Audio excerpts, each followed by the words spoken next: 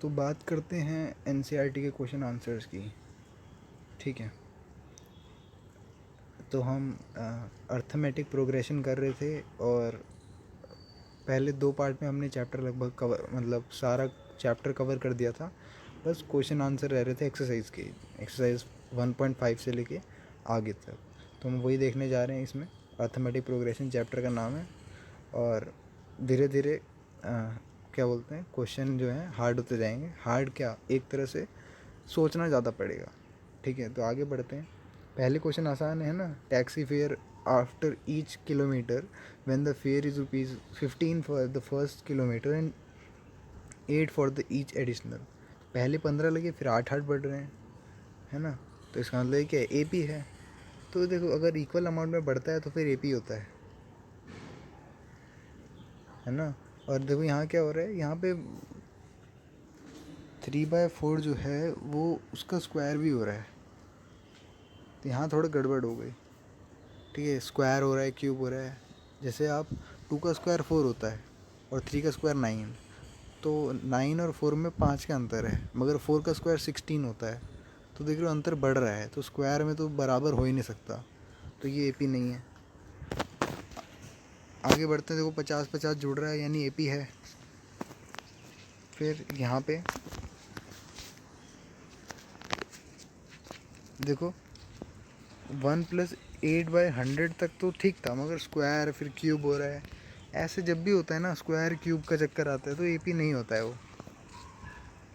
ठीक है, आगे बोल रहे हैं राइट फर्स्ट 4 टर्म्स। बता देंगे, ए पता है, डी पता है, तो ए अगर 10 है, डी 10 है, तो 10 पहली टर्म 10 हो गई, दूसरी टर्म 10 में 10 जोड़ दो 20 हो गई, फिर 20 में 10 जोड़ दो 30 हो गई।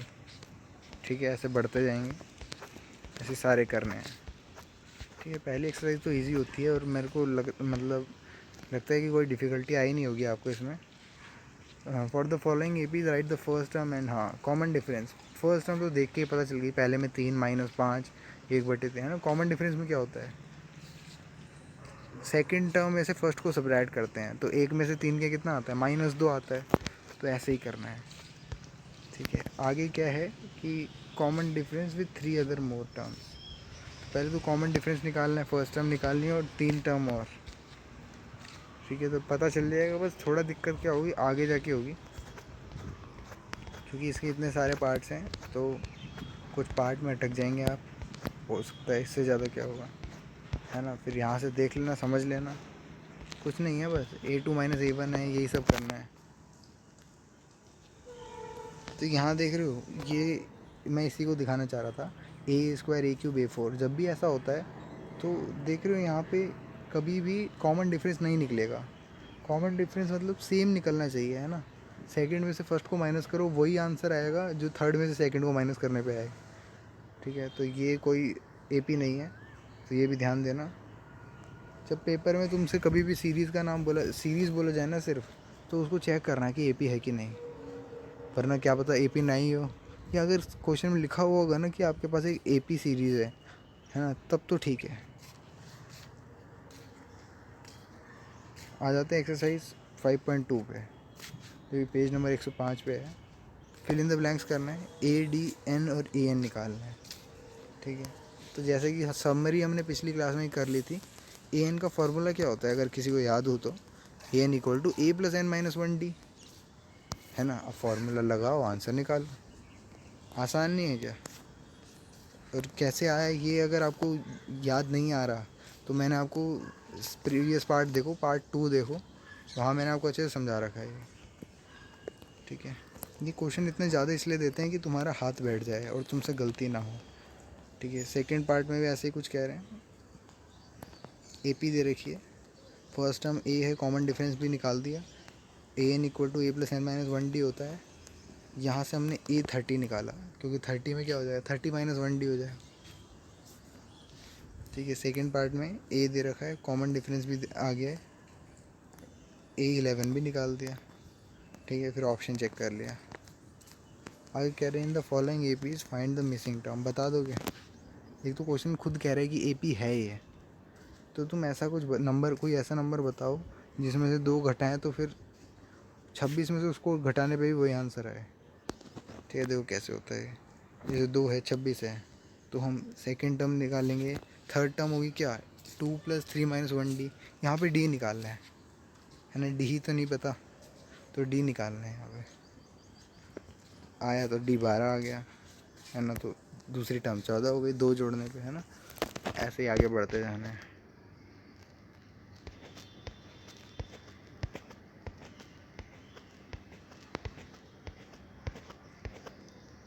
आगे बोल रहे हैं which term of A P is 78। बताओ भाई कैसे पता चलेगा। यहाँ पे इस बार हमें ए एन दे रखा है, हमें एन निकालना है। ठीक है, ये चीज़ पता होनी चाहिए तुम्हें, क्या चीज़ दे रखी है, क्या निकालना है। तो एन आ गया 16। ठीक है, अगला है find the number of terms in each of the following A P. बता दोगे। लास्ट टर्म दे रखी है, फॉर्मूला याद हो तो, है ना, वही फार्मूला, सेम फार्मूला लग रहा है हर जगह। 205 = a + n - 1d कर देना। ठीक, गिवन इज ए पी। ठीक है, कॉमन डिफरेंस निकाला, फिर सेम चीज़ करनी है। ठीक है, अभी तक कुछ ज़्यादा नया नहीं आया है। चेक वेदर इतना इज द टर्म, हाँ ये भी हम एग्जांपल में कर चुके हैं कि चेक करना जब भी होता है तो ए एन की जगह पे आप -150 रख दो, और एन की वैल्यू अगर तुम्हारी फ्रैक्शन में आ रही है इसका मतलब नहीं होगा। जैसे यहाँ देखो फ्रैक्शन में आ रहा है, इंटीजर नहीं है, इसका मतलब -150 एग्जिस्ट ही नहीं करता है इस सीरीज़ में, इस अर्थमेटिक प्रोग्रेशन में। Find the 31st term of the APs was 11th term is 38 and the 16th term is 73। इस क्वेश्चन को चौंकना नहीं है, बस तुम्हें ब्रेक डाउन करना है, हिस्सों में बांट दो। पूछ रहे हैं कि 31वीं टर्म बताओ, दे क्या रखा है, 11वीं दे रखी है और 16वीं दे रखी है ना। जब आपके पास देखो यहाँ पे हमको ए भी नहीं पता और डी भी नहीं पता, सही बात है। यानी जब दो अननोन हो, देखो ए एन तो दे रखा है, सॉरी हाँ सही है, ए एन तो दे रखा है। जैसे यहाँ देखो 11th टर्म 38 है, इसमें ए एन क्या होगा 38 हो जाएगा, और एन क्या होगा 11 हो जाएगा, है ना। ए एन भी दे रखा है, एन भी दे रखा है, बस ए और डी नहीं पता। जब दो अननोन टर्म होते हैं ना, जब दो चीज़ें पता नहीं होती ना, तो दो इक्वेशन बना के सॉल्व हो सकती हैं, और दोनों इक्वेशन का मटेरियल हमें दे रखा है, एक तो 11 टर्म वाला और 16 टर्म वाला। फिर वहाँ से जो ए और डी आएंगे उसको यहाँ 31वें में रख देंगे। अगला an A B consist of 50 terms of which third term is 12 and last term is 106। Find the 28th term, 29th term. ठीक है, इस बार बोल रहे हैं कि एन की वैल्यू जो है, मतलब टोटल जो है 50 टर्म है। थर्ड टर्म दे रखा है और लास्ट टर्म दे रखा है, देखो क्या क्लेवर वे में बोल रहा है। ठीक है, ऐसे भी बोल सकते हो कि 50th टर्म जो है वो 106 है, फिर ऊपर वाला ही क्वेश्चन हो जाता है ना। सेम चीज़ करेंगे। If the third and the 9th term of A P R this and that which term of the A P is 0। या इस बार हमें क्या पूछा है, एन की वैल्यू पूछा है, ए एन 0 दे रखा है, बता देंगे, है ना। सारे क्वेश्चन एक जैसे ही हैं। अगला बोल रहे if the 17th term of A P exceeds its 10th term by 7 find common difference. ये कैसे पता चलेगा, एक्सीड मतलब 7 जोड़ना पड़ेगा, है ना। 10वीं में 7 जोड़ोगे तो 17वीं आ जाएगी, तो यही करा, वैल्यूज़ डाली, डी की वैल्यू आ गई। बोल रहे हैं which term of A P will be 132 more than 54th term. Same question ऊपर जैसा, डी निकाल दो, ए पी तक दे रखी है तुम्हें, है ना, बाकी तो तुम्हें पता ही है। देखो ये सारे क्वेश्चन तुम्हें मजाक जैसे लगने चाहिए, है ना। बस थोड़ा ध्यान देना, तुम सिली मिस्टेक मत कर देना, कहीं प्लस माइनस में गड़बड़ कर रहे हो। Two A Ps have the same common difference, the difference between their 100th term is 100। What is the difference between their 1000 term. ठीक है, इस क्वेश्चन को स्टार मार्क कर दो, यानी इंपॉर्टेंट क्वेश्चन है। इस यहाँ पे दो ए पी को कंपेयर करा जा रहा है, और बोला जा रहा है दो ए पी हैं, उन दोनों के 100 टर्म का जो अंतर है वो 100 है। कितना बढ़िया क्वेश्चन है। तो 1000 का कितना होगा, अब कुछ 1000 सोचेंगे और कुछ ट्राई करके देखेंगे। तो हम ट्राई करने वालों में से ऐसे हवा में नहीं जवाब देंगे। A N = A + n - 1d होता है, एन की वैल्यू है हमारे पास 100। ठीक है, तो हम 1 क्यों लिख रहे हैं, क्योंकि अभी हमें यही पता है कि दो ए पी हैं, तो A1 का निकाला, तो ए 1000 में ऐसे आ जाएगा। ठीक है, यानी A100 equal to A1 plus 100 - 1D है ना, तो A1 प्लस 99D है। 1000 में क्या होगा, 999D होगा, और दूसरे में क्या होगा, A2 कर देंगे। ठीक है, अब कंपेयर करेंगे तो पहला क्वेश्चन कह रहा है कि A1 मतलब हमारी 100वीं टर्म जो है दोनों की सब्ट्रैक्ट करने पे 100 आता है ना। जब करके देखा तो वही क्या निकला, A1 माइनस A2, ये तो क्या था, 100 था, तो फिर 100 आ गया, क्योंकि D से D तो कट ही जाएगा भाई, समझ रहे हो कितना। अगर तुम इसको जर्नल वे में देखो तो 100 ही आंसर आना था। ठीक है, जब दो लोगों में अंतर तुम्हें पता है कि 100 का है, तो आगे जाके भी 100 ही होगा, क्योंकि एक का D बढ़ रहा है तो दूसरे का भी तो D बढ़ रहा है।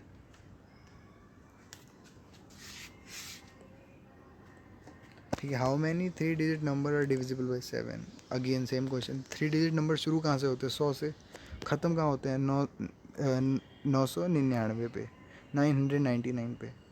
तो 100 तो नहीं होता 7 से डिविजिबल। 101 होता है क्या, 102 होता है, ऐसे करके पता लगाओ तो पता चलेगा कि पहला नंबर 105 है, यानी 105 जो है वो 7 के टेबल में होता है।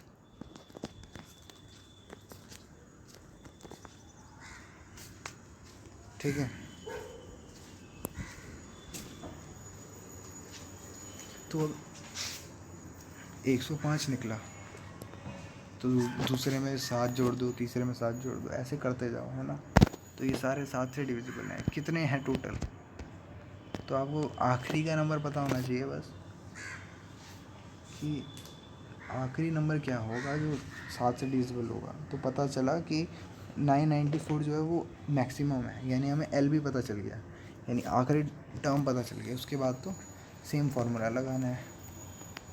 How many multiple of 4 lie between 110 and 250, कैसे करेंगे, 10 से शुरू करेंगे तो 4 की टेबल में तो 12 आता है, और आखिर में देखेंगे चेक करेंगे तो कहाँ ख़त्म हो जाता है, 248 पे, है ना। तो ऐसा कुछ ए पी बनेगी, 12 16 20 24 248, है ना। तो ए भी पता है, डी भी पता है, सब कुछ पता है, एन आ जाएगा 60। For what value of n are the n h term of 2 A P equal, तो 2 ए पी दे रखे हैं, तो किस वैल्यू के लिए 2 ए पी की एन एच टर्म बराबर होंगी, यानी ऊपर में 2 आ रहा है तो फिर नीचे में भी 2 आएगा। तो इसको करने के लिए क्या करेंगे, हम अलग अलग तरीके से ए पी को ले लेंगे, है ना। फर्स्ट टर्म क्या है, इसमें 63 है, दूसरे वाले में 3 है, कॉमन डिफरेंस 2 आ गया, तो A N equal to A plus N minus 1D, है ना।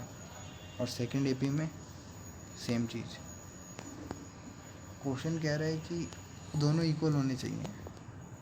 ऐसा कब होगा, जब एन की वैल्यू क्या होगी, 13 होगी, तो यानी 13 आंसर आ गया, है ना।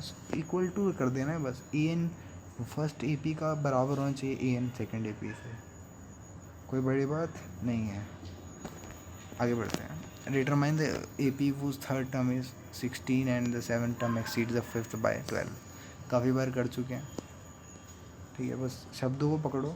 थर्ड टर्म पूछ रहा है तो ए प्लस 3 माइनस 1D 16 है, seven term exceed by fifth. ठीक है, तो 2 इक्वेशन आ गई हैं, अब तो तुम्हें पता ही है, ए और डी सब निकल जाएगा, तो ए पी तो आराम से आ ही जाएगी। ए डी ही चाहिए होता है ए पी निकालने के लिए बस। Find the 20th term from the last term of the A P, और ये उसी की तरह है, पुराने वाले की तरह। तो तुम क्या करो, जो मैंने आपको तरीका बताया था पार्ट 2 में, वही लगाओ। ठीक है, वो ज़्यादा आसान है, मतलब उसमें तुम्हें लॉजिक नहीं बिठाना पड़ता ज़्यादा, बस ए को तुम 253 ले लेना, क्योंकि पीछे से शुरू करने की बात कर रहे हैं, और डी का साइन चेंज कर देना, अगर पॉजिटिव आएगा कॉमन डिफरेंस वो नेगेटिव कर देना, तो यहाँ पे D5 है। ठीक है, तो हमारा -5 हो जाएगा। हाँ, तो देखो D-5 कर दिया। अब 20 पूछ रहा है तो 20 निकाल दो फॉर्मूला डाल के, simple. The sum of 4th and 8th term of the A P is 24 and the sum of 6th and 10th term of A P is 44।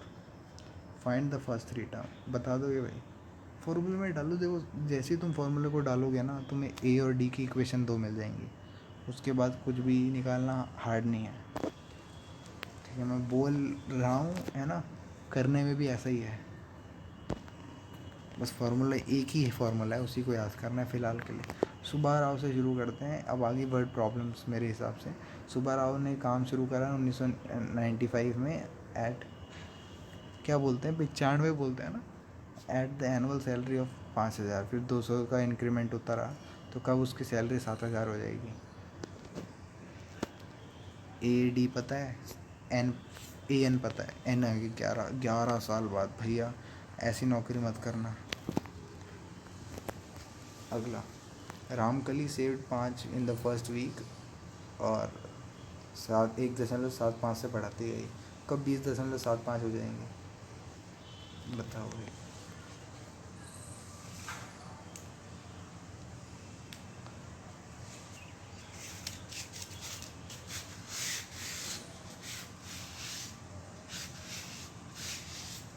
क्या लगता है?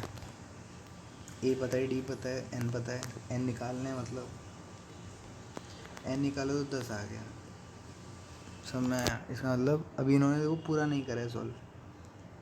तुम्हें लिखना पड़ेगा कि 10 साल होंगे या जो भी होगा उसके साथ में आखिर में, है ना। 5.3 पे आ जाते हैं फटाफट से। 5.3 पे हमने क्या सीखा था? सम करना सीखा था। सम, है ना। तो एस एन इक्वल टू, एक बार फॉर्मूला मेरे साथ बोलो।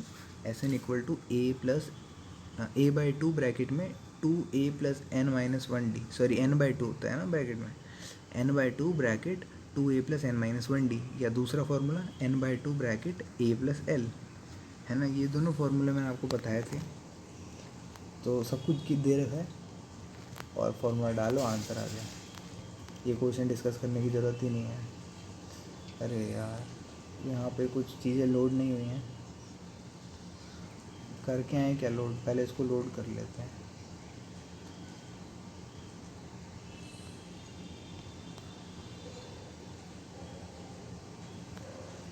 आगे भी होगा ऐसे। गिवन ए दे रखा है, डी दे रखा है, ए एन दे रखा है, एन और एस एन आ जाएगा। क्या आ पाएगा बताओ? अगर तुम्हें पे 3 चीज़ें दे रखी हो ना, चौथी आ जाती है, और चौथी आ गई तो फिर पांचवी भी आ जाएगी। ठीक है, ऐसे निकालने के लिए तुम्हें एन चाहिए, और एन कहाँ से आएगा? ए डी और ए एन से आएगा। तो ये क्वेश्चन भी ऐसे ही लग रहा है मेरे को। ठीक है,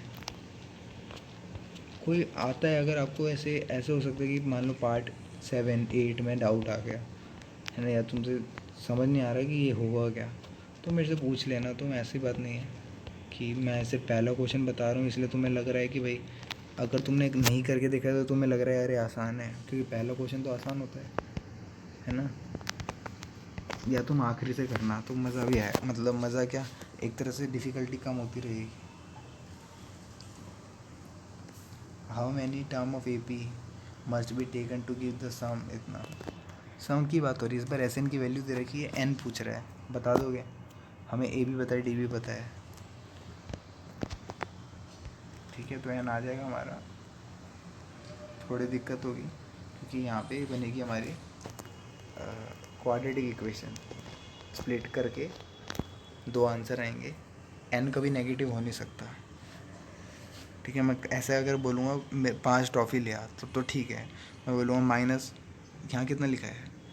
12 लिखा है। जैसे मैं बोला 12 टॉफ़ी लिया तो ले आओगे। मगर बोलो -53/4 टॉफ़ी लिया, कैसे लाओगे भाई, है ना। तो वही चीज़ है।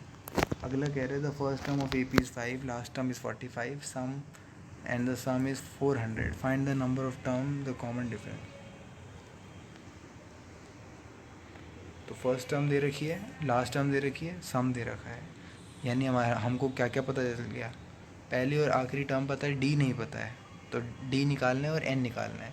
कैसे निकालेंगे? डायरेक्ट फार्मूला में डालो, है ना। कौन सा फार्मूला? n/2 ब्रैकेट में A+L वाले में, वहाँ से क्या आ जाएगा? एन आ जाएगा। उसके बाद तो डी निकालना बाएं हाथ का खेल है। The first and the last term of A P is this and that if the common difference is 9। अच्छा, हाउ मैनी टर्म्स? अब एन निकालना है तो ए एन वाले फार्मूले में डाल दो और फिर सम डाल दो, है ना। चीज़ समझ में आ रही होगी ना तुम्हें। ये देखो ऐसे निकालेंगे, अगर ए और एल दे रखा है तो डायरेक्ट भी निकल जाता है ना। फिर n/2 के ब्रैकेट में 2A+n-1D नहीं लेना होता, A+L लेके भी काम चल जाता है।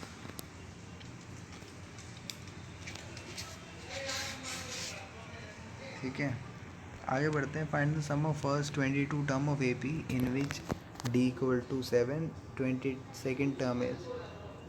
अच्छा, तो क्या क्या दे रखा है? डी दे रखा है। 22nd टर्म से क्या पता चला हमें? एन निकल जाएगा, उसके बाद तो काम ही हो गया, है ना। अच्छा, ए निकला, फर्स्ट टर्म निकली है ना। अगला find the sum of first 51 terms of AP, वो second and third term are this and that. तो सेकेंड और थर्ड टर्म दे रखी है, इन दोनों को सब्ट्रैक्ट करके 4 आ गया, यानी पहली टर्म कितनी होगी, 10 होगी। अब एन निकाल देंगे, सॉरी एस एन निकाल देंगे आप, है ना। If the sum of first 7 term of AP is 49 and that of 17 term is 290, find the sum of first n term, बता देंगे। ठीक है, ये तो क्वेश्चन देख के ही समझ में आ रहा है कि भाई कुछ चीज़ें दे रखी हैं, कुछ चीज़ें नहीं दे रखी हैं, जो नहीं दे रखी निकाल देनी है फॉर्मूले में डाल के, है ना। सारे क्वेश्चन एक जैसे लग रहे हैं फ़िलहाल के लिए। Show that A1 from the AP where AN is defined as below. हाँ, ये थोड़ा अलग सा हो सकता है तुम्हारे लिए, क्योंकि ये हमने एग्जाम्पल में भी करा था, अगर जहाँ तक मुझे याद आ रहा है। तो find the sum of first 15 term, तो सम निकालना मतलब ऐसा नहीं होता कि एक वैल्यू निकाल रहे हैं, मतलब एक टर्म निकाल रहे हैं, ऐसा नहीं होता। हम टर्म्स को कंबाइन कर रहे हैं, तो वो पीछे की सारी टर्म्स आ जाएगी, है ना। तो ए एन इक्वल टू ये, यानी A1 निकालो, A2 निकालो, AP पता चल गई। AP पता चलने से क्या होगा, आपको A भी पता चल गया, D भी पता चल गया। अब पूछ रहे हैं फर्स्ट 15 टर्म, यानी N भी पता चल गया। क्या क्या नहीं पता तो मैं, अब तो निकाल ही लोगे, है ना। बोल रहे if the sum of first n term of A P is 4n minus n square, ठीक है, ये चीज़, ये क्वेश्चन इंपॉर्टेंट है, ठीक है। What is the first term, what is the sum of first 2 term, what is the second term, similarly find the third 10 n n. क्योंकि यहाँ पे इस बार एस एन की वैल्यू दे रखी है, ध्यान देना। जब मैं पूछता हूँ कि एस एन की value 4n minus n square है और S1 की कितनी होगी, यानी सम ऑफ फर्स्ट टर्म की क्या होगा, वो तो फर्स्ट टर्म ही होगी ना। मैं बोलूँगा एक को, एक का जोड़ क्या होगा, तुम बोलोगे एक ही तो होगा, अकेला ही तो है वो, है ना, ऐसा ही कुछ। तो इसका मतलब सम ऑफ फर्स्ट टर्म ही हमारा फर्स्ट टर्म हो जाएगी, यानी A=S1 हो जाएगा, ठीक है। तो ऐसे करके धीरे धीरे वैल्यूज़ निकालनी है। ये क्वेश्चन इंपॉर्टेंट है, आया हुआ है पेपर में, है ना। कुछ नहीं, ज़्यादा हार्ड नहीं है, सिंपल है यार। देखो, अगर तुम S2 निकालना है, 2 टर्म का सम निकालना है और पहली वाली पता है, तो तुम सेकंड वाली भी निकाल दोगे, सब्ट्रैक्ट तो करके करके देखना, ठीक है। Find the sum of first 40 positive integer divisible by 6। हाँ बताओ है, पहले 40, यानी 6 की टेबल से शुरू हो जाओ, आखिर तक जाना है, सम निकालना है उसका। n तो चलो 40 हो गया, A और D भी हमें पता है, आंसर आ गया। Find the sum of first 15 multiple of 8, बता दो कि सेम वे में, ठीक है। Find the sum of odd numbers between 0 and 50, 1 3 5 से शुरू होता है और 49 पे ख़त्म होता है। इनका सम क्या होगा, कॉमन डिफरेंस 2 है, सम क्या हो जाएगा। अच्छा, यहाँ पे लास्ट टर्म भी पता है, तो तुम दूसरा फार्मूला भी लगा सकते हो। हाँ, n/2 ब्रैकेट में A+L, बस n निकाल देना। The contract on a construction job specify a penalty for delay of completion beyond a certain date follows ₹200, ठीक है। फिर ₹250 for the second day, 300 for the third day, the penalty of succeeding day being, ठीक है।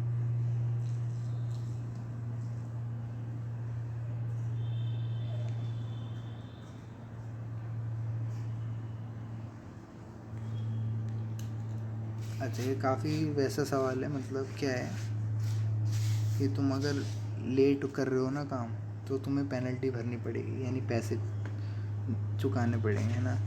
तो क्या हो रहा है, एक दिन लेट हो गए, चलो कोई बात नहीं, 200 रुपये जमा करो। अगले दिन लेट हो गए, तो अगले दिन 200 रुपये नहीं जमा करने, 250 रुपये जमा करने, यानी पैसा बढ़ रहा है। तो वो पूछ रहे कि भाई अगर 30 दिन लेट होना है तो फिर कितने पैसे जमा करने पड़ेंगे, बता देते हैं भाई। आपको ए पता है, डी पता है, S30 निकालना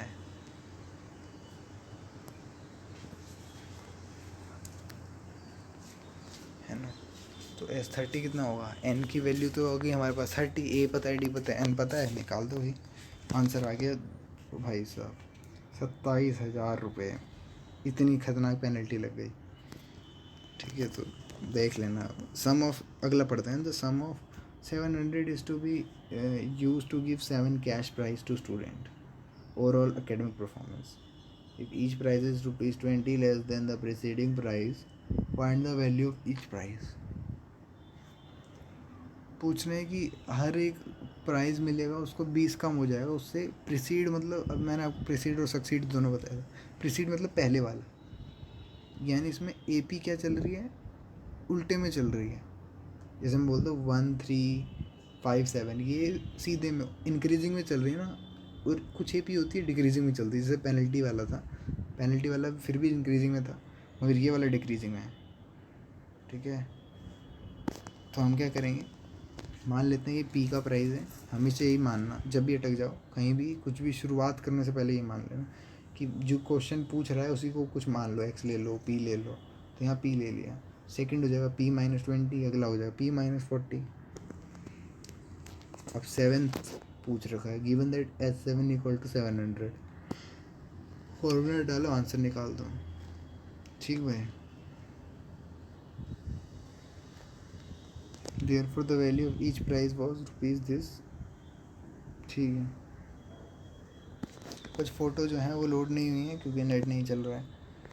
ठीक है, तो तुम अपने उसमें देखोगे खोल के, या तो तुम्हें खोलने इसको तुम तो खुद भी कर सकते हो ना, ज़्यादा नहीं है कुछ। अगला पढ़ते हैं, school student thought of planting trees in and around the school to reduce air pollution.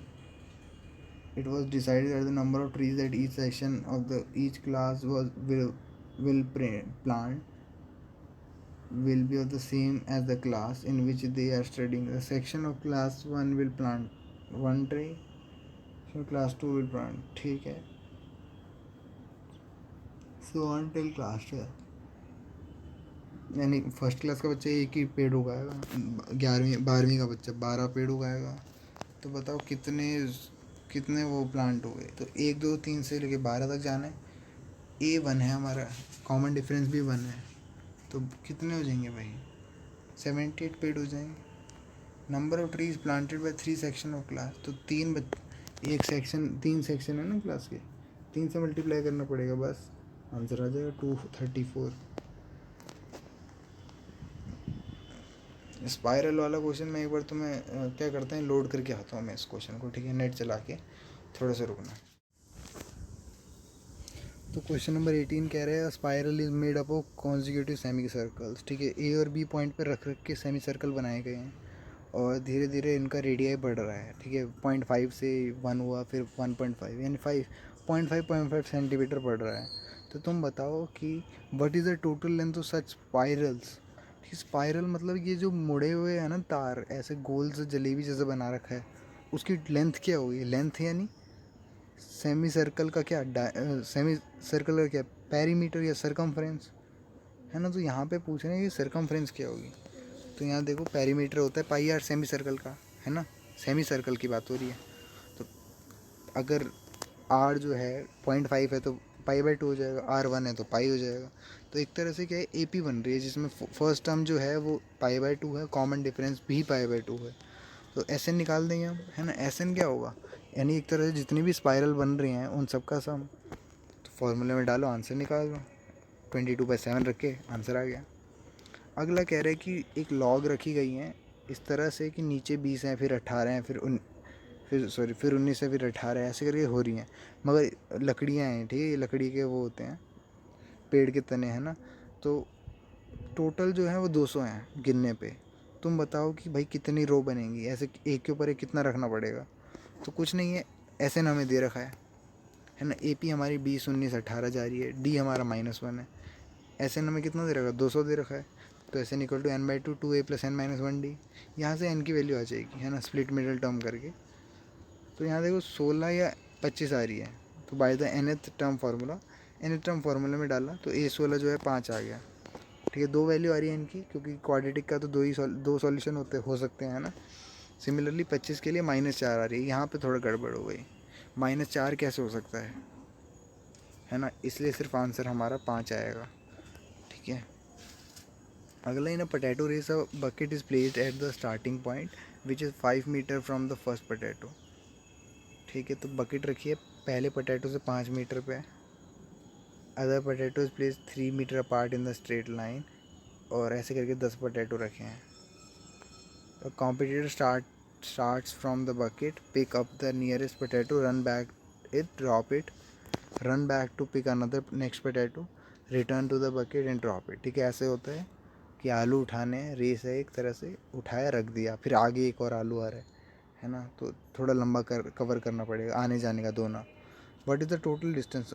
ठीक है, तो कितना टोटल डिस्टेंस कितना हुआ. ठीक है, हिंट दे रहे to pick up the first potato and second potato. Total distance run by competitor is, पहले पोटैटो के लिए तो 5 मीटर था, अगर आने जाने का 2 हो गया. ठीक है, दूसरे के लिए कितना हो गया, 5 में 3 जोड़ दो, उसका दुगना हो गया. समझ में आ रहा है. ठीक है, तो एक तरह से हमें AP नज़र आ रही है कहीं ना कहीं, 5, 8, 11 ऐसे करके.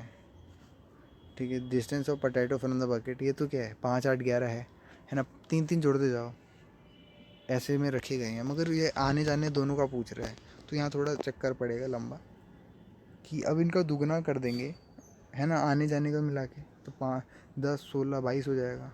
तो A हमारे पास 10 हो गया, D हमारे पास 6 हो गया, S10 निकाल देंगे तो आ जाएगा 370. यही जो है टोटल रन कर रहा है. ठीक है, एक्सरसाइज 5.4 जो है ऑप्शनल है, अगर जिसने इसको ये समझ लिया सिर्फ वही रुके. मतलब एक तरह से मैं तो चाहता हूँ कि सब रुक जाओ, सब समझो इसको. ठीक है, हार्ड नहीं, कुछ हार्ड नहीं, बस चीज़ों को थोड़ा अच्छे पॉइंट ऑफ व्यू से सोचेंगे. जैसे लास्ट के 3 क्वेश्चन कितने मज़ेदार थे ना 5.3 में, वैसे ही यहाँ पे चलेंगे. बोल रहे कि which term of AP is the first negative term. पहली नेगेटिव टर्म क्या होगी. अब देखो ये ज़ीरो नहीं हो सकती, मगर हम निकालेंगे यहाँ ज़ीरो. देखो कैसे, A हमारे पास दे रखा है, अब हमें पता नहीं है ना फर्स्ट नेगेटिव टर्म क्या है, तो इन्होंने कितना कंफ्यूज कर दिया हमें AN ही नहीं पता, तो हम AN को मान लेते हैं ज़ीरो है. तो A आ गया हमारे पास, ये D आ गया -4, तो AN ये है. तो यहाँ पे देखो पहले तो हाँ, या तुम इक्वालिटी से सॉल्व कर दो, है ना. यहाँ इक्वालिटी से करा तो देखो लिखा हुआ आ गया कि N जो है वो देखो ज़ीरो तो नहीं है. ठीक है, इस सीरीज़ में कोई ज़ीरो नाम की टर्म तो नहीं है, तभी फ्रैक्शन में आ रहा है ना. 13.25 आ रहा है. अब 13.25 से बड़ा क्या है, 32 है. 31 से 0.25 से बड़ा एक इंटीजर क्या है, 32. तो बस फिर यही आंसर है. ठीक है, the sum of third in the 7th term of AP is 6 and their product is 8.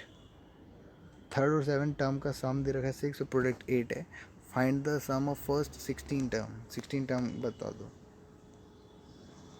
तो फॉर्मूले में डालोगे आंसर आएगा धीरे धीरे, है ना. A7 A3 निकालो, उनका सम करो, A की वैल्यू D की टर्म्स में आ गई, फिर वैल्यू पुट करके D की वैल्यू निकाल दो, एक क्वाड्रेटिक इक्वेशन आएगी, तो हाफ और -हाफ आंसर आ गया.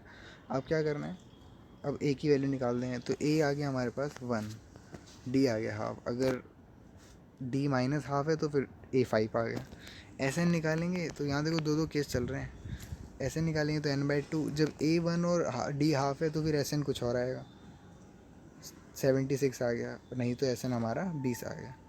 ठीक है, बस यहाँ पे 2 कंडीशन दोनों ही सेटिस्फाई हो रही हैं. यहाँ कोई ऐसे नहीं कर सकते कि एक को छोड़ देंगे. हाँ, और लैडर हैज़ रंग्स, अगेन एक लैडर है जो हमने इस चैप्टर की शुरुआत में देखी थी, जो लैडर वही है ये, 25 centimetre apart.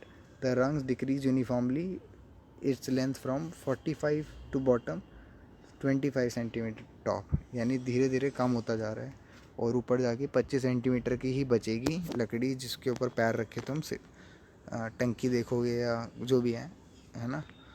If the top and bottom rungs are इतना मीटर अपार्ट, कितना मीटर है ये, इसको कहेंगे 2 2 4 + 1 5/2 मीटर अपार्ट, यानी 2.5 मीटर अपार्ट, है ना.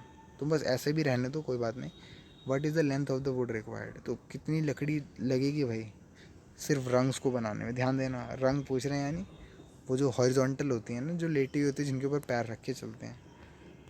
तो नंबर ऑफ़ रंग जो हैं, हिंट है, नंबर ऑफ़ रंग जो हैं वो इस तरह से. ठीक है, अभी हिंट को देखेंगे बाद में, पहले तो मतलब हिंट से पता ही चल जाएगा. आंसर को देखते हैं. बोल रहे 25 सेंटीमीटर तक ऊपर जा रही है और 2.5 मीटर की जो है लेंथ है. ठीक है, नीचे 45 है. तो गिवन है कि डिस्टेंस बिटवीन रंग जो है वो 25 है, यानी 2 रंग्स के बीच में 25 सेंटीमीटर का अंतर है. और डिस्टेंस बिटवीन टॉप रंग एंड बॉटम रंग जो है वो 2.5 मीटर है, यानी सेंटीमीटर में कर देंगे तो कितना आ जाएगा 250 सेंटीमीटर, है ना। 2.5 मीटर को सेंटीमीटर में करोगे 250 सेंटीमीटर। तो टोटल नंबर ऑफ रंग्स कितनी हो गई? टोटल नंबर मतलब पूरा डिस्टेंस डिवाइड कर दो 25 से और जोड़ दो 1। अब 1 क्यों जोड़ना ये समझना, ठीक है। हमने अभी जो निकाला है वो बीच का निकाला है और टॉप का तो रह ही गया, है ना, इसलिए वो 1 जोड़ना पड़ा। We can see that from the figure the ladder has rungs in decreasing order, है ना। यही है, यानी रंग्स क्या हो रहे हैं, उनकी लेंथ कम होती जा रही है। वी कैन कंक्लूड दैट ये AP में है। सो लेंथ के फर्स्ट टर्म A हो जाएगी, L 25 हो जाएगी, है ना। लास्ट टर्म यानी 25 हो जाएगी और नंबर ऑफ टर्म 11 है, तो SN कर देंगे तो आ जाएगा 385 सेंटीमीटर। तो जितना कितनी लकड़ी का हमें वो चाहिए होगा, 385 सेंटीमीटर का चाहिए होगा। A house of a row are numbered consecutively from 1 to 49। तो घर हैं, घरों के नाम रख रहे हैं 1 से लेके 49 तक। Show that there is a value x such that the sum of numbers of house preceding यानी पहले है, प्री जब भी आता है पहले, ठीक है। Preceding the house number x is equal to the sum of numbers of house following it. अच्छा, कितना अच्छा सवाल है। तुम्हें बताना है कि कब ऐसा होगा कि एक हाउस है उससे पहले के टर्म कह रहे हैं कि, दोबारा पढ़ रहा हूँ मैं, show that there is a value of x such that the sum of numbers of house preceding the house number x is equal to sum of numbers of house following it, ठीक है। यानी पिछले जो सम आ रहा है वो आगे वाले सम के बराबर हो जाए, ऐसा ऐसा हो सकता है कि नहीं। तो 1 से लेकर 49 तक हाउस है, तो AP में फर्स्ट टर्म A आ गई, कॉमन डिफरेंस D आ गया। मान लेते हैं उस नंबर को x है, ठीक है, उस हाउस नंबर x है वो। तो सम ऑफ nth टर्म क्या होगा, पहले तो ये बताओ। Sum of nth term of AP n/2 2a + n-1d होता है फॉर्मूला। मगर यहाँ पे पूछ रहे हैं sum of number of house beyond x, तो x को हटा के, है ना, sum of number of houses beyond x house क्या होगा, x-1, है ना। तो यहाँ पे क्या करें, x-1/2, 2a क्या था 1 था, n-1d करा, आंसर आ गया। By the given condition we can write s49 - x equal to, ये रख देंगे, है ना। अब यहाँ s49 क्यों निकाला, टोटल में से सब्ट्रैक्ट कर रहे हैं हम शुरुआत वाले, तो बच गए पहले वाले। सही कह रहा हूँ, मतलब तुम्हें मैं कह रहा हूँ कि तुम बताओ एक लाइन में 10 बच्चे हैं, ठीक है, इसको ध्यान से सुनना। एक लाइन में 10 बच्चे हैं, पहले जो हैं 4 बच्चे हैं, तो बाकी कितने बच्चे बचे, तुम बोलोगे 6 बच्चे। कैसे पता लगा, 10 में से 4 को माइनस करा ना, तो वही यहाँ पे हो रहा है। s49 यानी टोटल में से माइनस कर रहे हैं हम sx को, तो x का सम को माइनस कर रहे हैं, तो बचा वाले sx-1 हो गए। तो यहाँ से x की वैल्यू आ गई 35 +- और नेगेटिव तो हो नहीं सकता हाउस नंबर, तो हमारा आंसर 35 आ गया, ठीक है। थोड़ा समझने में दिक्कत हुई होगी, मगर अगर आपको सम का फंडा क्लियर है तो ये क्वेश्चन अच्छा था, ज़्यादा वो नहीं था, ठीक है। Small terrace of football ground comprises of 15 step each of which is 50 metre long. अच्छा, 15 स्टेप हैं, each of which is 50 metre long and build of solid concrete. Each step has to rise 4 metre and a tread of 2 metre. 14 हो गए, 12 ऐसा कुछ है ना।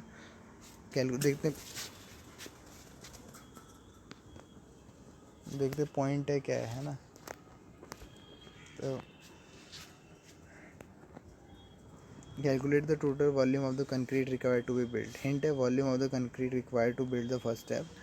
हाँ, देखो पहले स्टेप को बनाने, अच्छा ये हाफ था, वो डिवाइड था, ठीक है। वो 50 मीटर तो पीछे आ गया, 1.4 मीटर की लंबाई है और नीचे से चौड़ाई है ना। ईंट में देखो यहाँ कितना बढ़िया से फिगर है, ऐसे ही तो होता है जब सीढ़ियाँ बनती है। तो फ्रंट में 1.1/2 मीटर, तो बोल रहे हैं पहली सीढ़ी को बनाने के लिए कितना वो लगेगा, 1/4 इंटू में हाफ इंटू में 50 समझ में आया क्यों, क्यों पीछे जो है एक तरह से ये क्यूबॉइड है ना, क्यूबॉइड का फॉर्मूला क्या होता है, अगर तुमने क्लास 9th में मेंसुरेशन ध्यान से पढ़ी होगी, या ध्यान से भी नहीं पढ़ी, फॉर्मूले तो याद ही होंगे, L/B/H होता है क्यूबॉइड के वॉल्यूम का फॉर्मूला।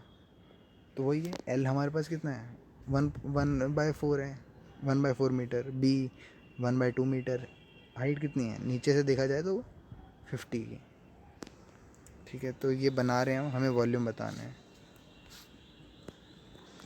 तो we can see from the given figure the first step is 1/2 metre wide, second is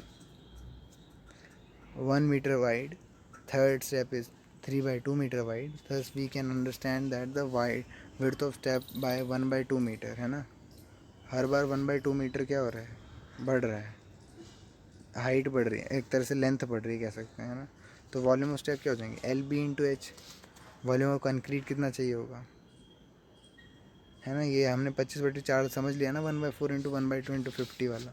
concrete required to build the second step के लिए क्या चाहिए होगा, 1/4 तो ठीक है ना। उसमें इन्होंने इस बार 1 को मल्टीप्लाई करा, × 50 करा।